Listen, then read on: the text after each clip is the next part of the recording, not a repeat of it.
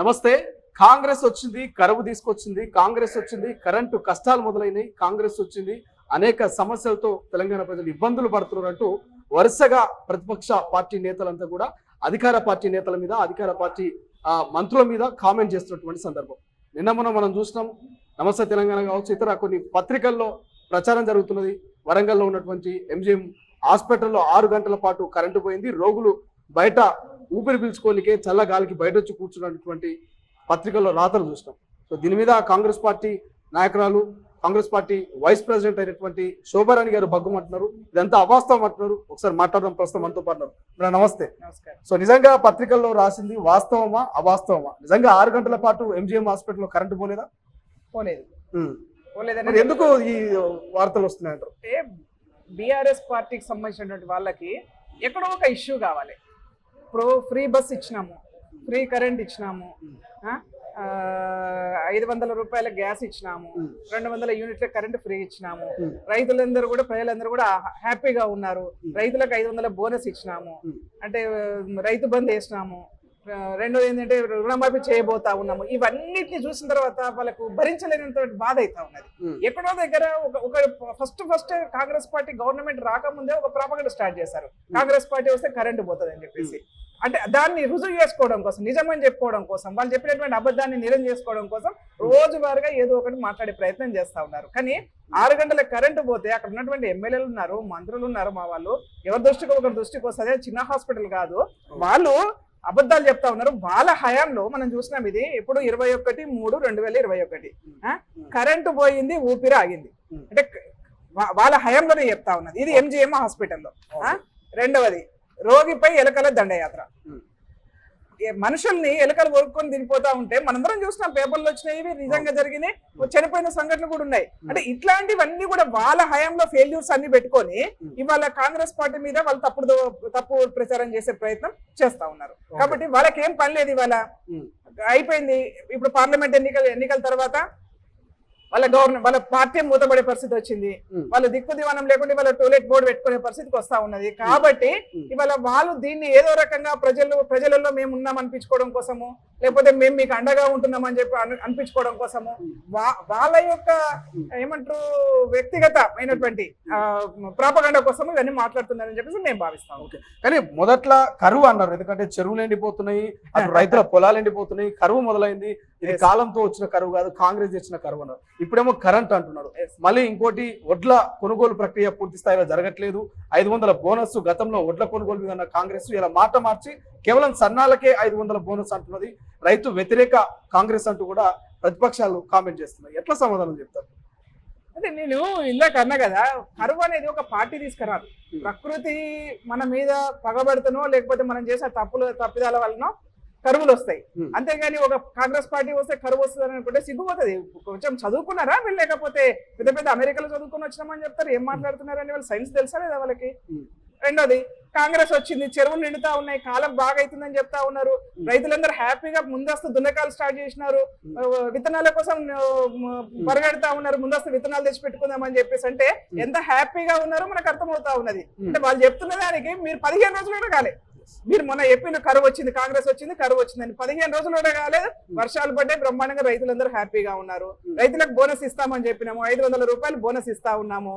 ఇంకా ప్రజల నుంచి డిమాండ్ వస్తే తప్పకుండా ప్రభుత్వం పరిశీలన చేస్తుంది. అంతేగాని మీరు ఈ అన్నానికి కాంగ్రెస్ పార్టీ ఇస్తున్న దానికి, ప్రజలు ఆ లబ్ధి పొందుతున్న దానికి వీళ్ళ కడుపు మంటతో మాట్లాడుతున్న విధానం మనకు కనిపిస్తా ఉంది స్పష్టంగా. మీరు మాట్లాడుతున్న అన్ని కూడా శుద్ధ అబద్ధాలు కదా. మీరు మాట్లాడుతున్న ప్రతి ఒక్కటి అబద్ధమే కనిపిస్తా ఉన్నది.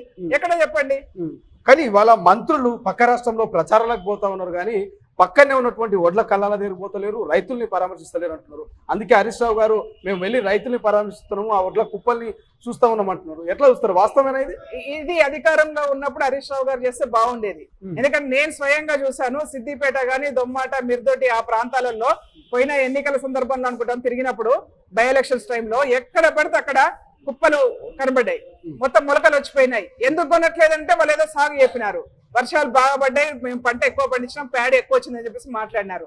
మేము ఇవాళ చెప్తా ఉన్నాం, ముఖ్యమంత్రి గారు రివ్యూ చేస్తున్నారు, పదే చెప్తా ఉన్నారు, ఎక్కడ కూడా కళ్ళాలలో ఒడ్లు నిల్వ ఉండొద్దు, మీరు వచ్చినట్టుగా కొనుగోలు చేయమని చెప్పేసి స్పష్టంగా చెప్తా ఉన్నారు. ఈ వీళ్ళు మనం చూసినంతలో టిఆర్ఎస్ పార్టీ అధికారంలో ఉన్నప్పుడు ఏ ఒక్క రోజు కూడా రివ్యూ చేసి కళ్ళాల నుంచి ఒడ్లు తీసుకోమని చెప్పలేదు. ఇప్పుడు రంగు మారిన విత్తనాలకు కానీ రంగు మారినటువంటి వడ్లకు కానీ మేము ఏ ఒక్క వడ్ల గింజలు కూడా వెనక్కి పోకుండా కొనుగోలు చేస్తామని ప్రజలకు హామీ ఇవ్వలేదు. ఇవాళ మేము ఇస్తా ఉన్నాం కాంగ్రెస్ పార్టీ నుంచి.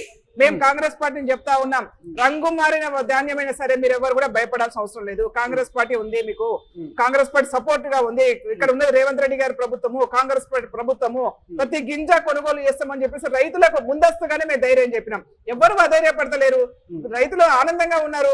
రైట్, మరి ఒకవేళ వర్షాలు పడి రంగు మారిపోయినా కొనడానికి ప్రభుత్వం సిద్ధంగా ఉన్నప్పుడు వీళ్ళకేం నొప్పి అవుతుందండి. అందుకనే వీళ్ళు చెప్తూనే అన్ని అబద్ధాలు మాట్లాడుతూ ఉన్నారు. రోజువారీగా ఎక్కడ ఏ అవకాశం వస్తుందా? ఇదే హరీష్ రావు గారు మరి పక్కనే ఉన్న సిద్దిపేటల ఎందుకు పోలే, మార్కెట్ యార్డ్కు పక్కనే ఉన్న మిర్దొడ్డికి ఎందుకు పోలే? రోడ్ల మీదనే పోసారు కదా కుప్పలు. ఇవాళ రాజకీయాల కోసం మీరు రోడ్ల మీద కుప్పల కాడికి పోతామన్నారు. ఇదే కుప్పల కాడికి పోడు మీరు అధికారంలో ఉన్నప్పుడు పోతే రైతులు బాగుపడేవాళ్ళు కదా, అప్పుడు ఎందుకు పోలేదు? అండ్ దాంతోపాటు బీజేపీ ఏదైతే ఎల్ఐటి మహేశ్వర్ రెడ్డి గారు కామెంట్ చేస్తున్నారు, అంతకుముందు ఆర్ఆర్ ట్యాక్స్ అన్నారు, మీ అందరికి తెలిసిందే. ఇప్పుడు కొత్తగా యూ ట్యాక్స్ అంటున్నారు. యూ ట్యాక్స్ ద్వారా 100 కోట్లు ఢిల్లీకి పోతున్నాయి అంటున్నారు. ఎందుకు వరుసగా మీ ప్రభుత్వం మీద, మంత్రుల మీద ఎందుకు ఇటువంటి ఆరోపణలు వస్తున్నాయి? ఏం చెప్తారు మీరు? నేను ఇంతకు ముందే చెప్పాను, ప్రజలకు చేరువగా ఉండి ప్రజాప్రభుత్వంగా ఉండి ప్రజల యొక్క మేలు కోరుతున్నటువంటి ప్రభుత్వం కాంగ్రెస్ పార్టీ ప్రభుత్వం. కాబట్టి Bharatiya Janata party, BRS party వేరుగా అనుకోవట్లేదు. ఇద్దరు కూడా కులగలుపుకొని ఒకటే పేపర్ను పొద్దున కూడా మాట్లాడతాడు, సాయంత్రం కూడా మాట్లాడతాడు. కాబట్టి వాళ్ళు చేస్తున్నటువంటి నేను అడుగుతా మహేశ్వర్ రెడ్డి గారిని, మరి ఆయన నిన్న కాంగ్రెస్ పార్టీనే ఉన్నాడు, మొన్ననే బీజేపీ పోయినట్టు బహుశా తెలుసుకోవాలి బీజేపీల దగ్గర నుంచి. ఆయన మరి బీజేపీ పాలిత రాష్ట్రాలు ఉన్నాయి కదా, మరి వాళ్ళ దగ్గర నుంచి ట్యాక్స్లు కలెక్ట్ చేస్తున్నారా వాళ్ళు? అంటే వాళ్ళకి అలవాటు ఉందా? అదే జరుగుతున్నదా? మాకు డౌట్ వస్తా ఉన్నది. మరి అసలు వాళ్ళ మీద ఎంక్వైరీ చేయాలి ఫస్ట్. వాళ్ళ అధికారంలో ఉన్నటువంటి రాష్ట్రాల నుంచి ట్యాక్సులు పోతున్నాయా? ఇక్కడైతే ఏ ట్యాక్సులు పోవట్లేదు. ఇక్కడ మాత్రం ప్రజల కోసమే అన్ని వైట్ పేపర్ లాగా రేవంత్ రెడ్డి గారి ప్రభుత్వం కొనసాగుతా ఉన్నది. ప్రజలకు చేరువగా ఉండి ప్రజలతో మమేకమై ప్రజల సమస్యలు, వర్షాలు పడుతున్నాయంటే ముందస్తుగానే జిహెచ్ఎంసీ అధికారులకు హుకుం జారీ చేయడం జరిగింది. వర్షాలు పడుతున్నాయి అనగానే రైతుల ఒడ్లు కొనుగోలు చేయాలని చెప్పడం జరిగింది, రివ్యూ చేయడం జరిగింది, కలెక్టర్లతో మాట్లాడడం జరిగింది. ఒక్క ఒడ్ల గింజ కూడా ఎక్కడ కూడా పక్కకు పోవాల్సిన అవసరం లేదని చెప్పడం జరిగింది. రంగు మారినాయని చెప్పేసి పక్కకు పెట్టాల్సిన అవసరం లేదని చెప్పడం జరిగింది. అంటే ఇవన్నీ చూసిన తర్వాత వాళ్ళకు ఎక్కడ మాట్లాడడం ఒక అవకాశం దొరకట్లేదు.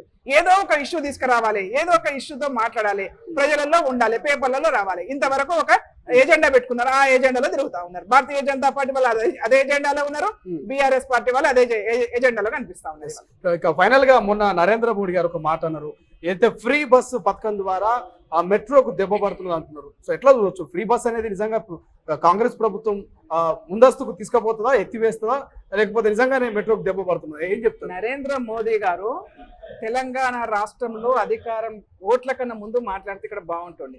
ఇక్కడ ఓట్లు అయిపోగానే ఇక్కడ నుంచి బయటపడ్డాడు, అక్కడ పోగానే ఢిల్లీ పోయి మాట్లాడిండు ఆయన. ఇక్కడ ప్రజలకు ఎంత హ్యాపీగా ఉన్నారో, మహిళలు ఎంత హ్యాపీగా ఉన్నారో మనం చూస్తా ఉన్నాం. కాంగ్రెస్ పార్టీ ఒక పథకం తీసుకొచ్చిందంటే వెనక్కి తీసుకునే సమస్య లేదు, ప్రసక్తే లేదు. మనం చూసినాం, వైఎస్ రాజశేఖర రెడ్డి గారు ఫ్రీ కరెంట్ అన్నారు. ఏ ప్రభుత్వం వచ్చినా ఫ్రీ కరెంట్ వల్ల కొనసాగించాల్సిందే.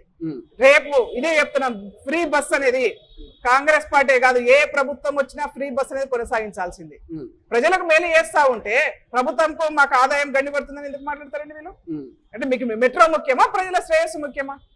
ప్రజల కోసమే కదా. అలా కాంగ్రెస్ పార్టీ అధికారులు, కాంగ్రెస్ పార్టీ నాయకులను తిరగట్లే కదా ఫ్రీ బస్సులలో.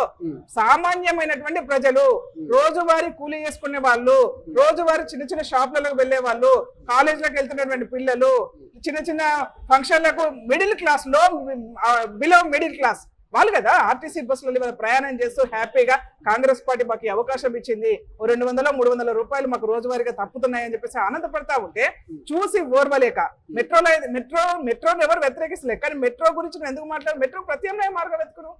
ప్రజలకు మేలు చేయాలనుకున్నప్పుడు ప్రత్యామ్నాయ మార్గాలు వెతకాలి కదా. ఎందుకు ఇక్కడ ఎన్నికలు అయిపోయిన తర్వాత మాట్లాడుతున్నాను? కర్ణాటకలో, తెలంగాణ రాష్ట్రంలో ఫ్రీ బస్ అనేది కొనసాగుతా ఉన్నది. ఇక్కడ ఎన్నికలు అయిపోగానే మాట్లాడుతున్నావు అంటే ఓడ దాటినాక బోడమల్లప్ప.